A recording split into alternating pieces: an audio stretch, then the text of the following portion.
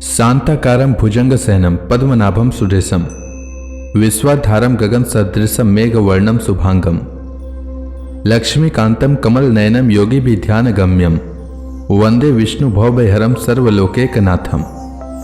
मंगलम भगवान विष्णु मंगलम गरुड़ध्वज मंगलम पुंडरीकाक्ष मंगलाय तनोहरि।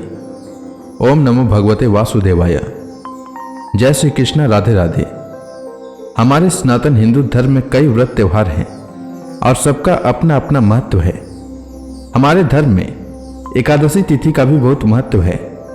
यह तिथि भगवान श्री हरि विष्णु को समर्पित है। इस दिन भगवान विष्णु का पूजा करने से सभी मनोकामनाएं पूर्ण होती हैं और अंत में मोक्ष की प्राप्ति होती है। इस दिन सभी वैष्णवों को व्रत रखना चाहिए। अगर व्रत रखने में असमर्थ हैं तो भगवान विष्णु का पूजा अवश्य करनी चाहिए। अगर वो भी करने में असमर्थ हैं तो कम से कम एकादशी व्रत कथा का श्रवण अवश्य करना चाहिए। इससे भगवान श्री हरि विष्णु अति प्रसन्न होते हैं और हर मनोकामना पूर्ण करते हैं। इस दिन माता लक्ष्मी की भी पूजा करें, जिससे माता लक्ष्मी की कृपा आप पर और आपके परिवार पर सदा सर्वदा बनी रहे। साथ ही शाम के समय तुलसी माता के समक्ष शुद्ध घी का दीपक जलाएं। इससे भगवान विष्णु प्रसन्न होते हैं। एकादशी व्रत की कथा महाभारत काल में भगवान श्री कृष्ण ने महाराज युधिष्ठिर को सुनाई थी। यह कथा दिव्य है और मनुष्य के परम कल्याणकारी है। इस कथा को पूरी श्रद्धा एवं आस्था के साथ सुननी चाहिए।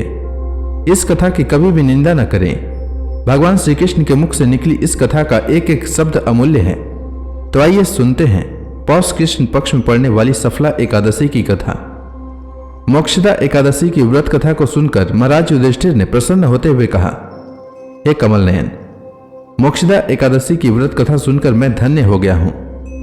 हे मधुसूदन, अब आप पौष मास के कृष्ण पक्ष की एकादशी की महिमा बताने की कृपा करें। उस एकादशी का क्या नाम है, उस दिन किस देवता की पूजा की जाती है और उसके व्रत का विधान क्या है। मुझ पर कृपा करते हुए यह सब आप मुझे विस्तार पूर्वक बताएं। युधिष्ठिर की जिज्ञासा को सुनकर श्री कृष्ण भगवान ने कहा, हे कुंती पुत्र, तुम्हारे प्रेम के कारण मैं तुम्हारे प्रश्नों का विस्तार सहित उत्तर देता हूं। अब तुम इस एकादशी व्रत का महात्म्य सुनो। हे युधिष्ठिर, इस एकादशी के द्वारा भगवान विष्णु को शीघ्र ही प्रसन्न किया जा सकता है।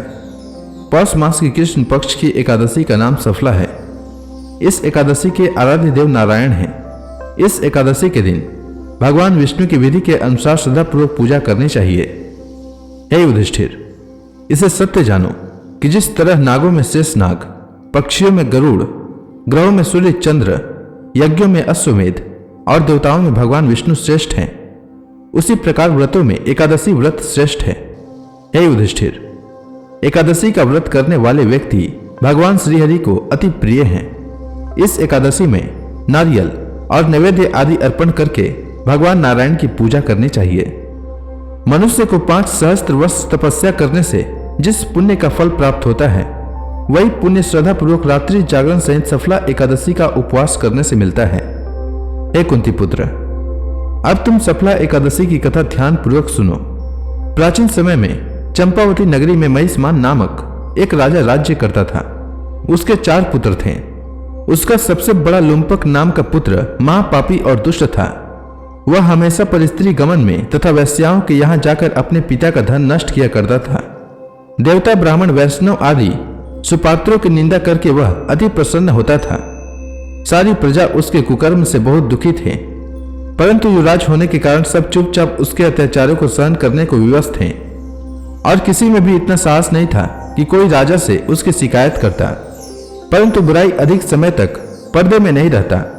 एक दिन राजा महिष्मान को लुम्पक के कुकर्मों का पता चल ही गया। तब राजा अत्यधिक क्रोधित हुए और उन्होंने लुम्पक को अपने राज्य से निकाल दिया। पिता के द्वारा त्यागे जाने पर लुम्पक को और सभी ने भी त्याग दिया। अब वह सोचने लगा कि मैं क्या करूं, कहां जाऊं।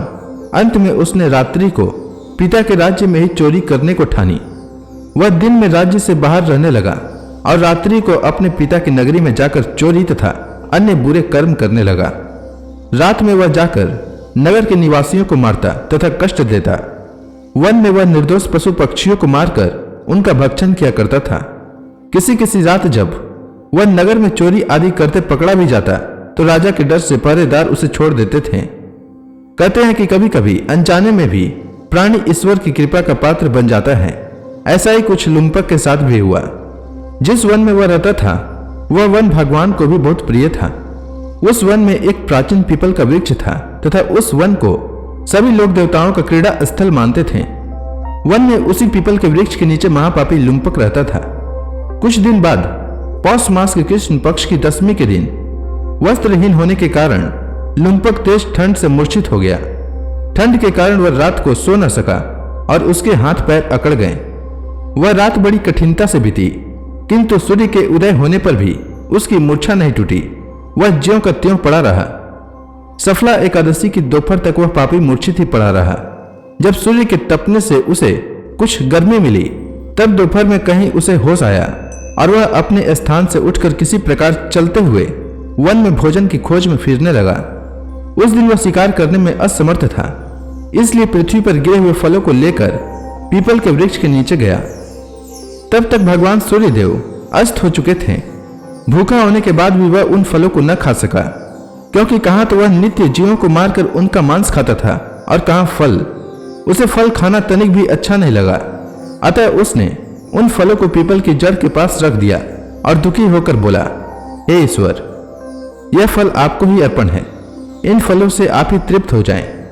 ऐसा कहकर वह रोने लगा और रात को उसे नींद नहीं आई। वह सारी रात रोता रहा। इस प्रकार उस पापी से अनजाने में ही एकादशी का उपवास हो गया। उस महापापी के इस उपवास तथा रात्रि जागरण से भगवान श्री हरि अत्यंत प्रसन्न हुए और उसके सभी पाप नष्ट हो गए। सुबह होते ही एक दिव्य रथ अनेक सुंदर वस्तुओं से सजा हुआ आया और उसके सामने खड़ा हो गया। उसी समय आकाशवाणी हुई, हे युवराज, भगवान नारायण के प्रभाव से तेरे सभी पाप नष्ट हो गए हैं। अब तू अपने पिता के पास जाकर राज्य प्राप्त कर। जब यह आकाशवाणी लुम्पक ने सुनी तो वह अत्यंत प्रसन्न होते हुए बोला, हे प्रभु, आपकी जय हो।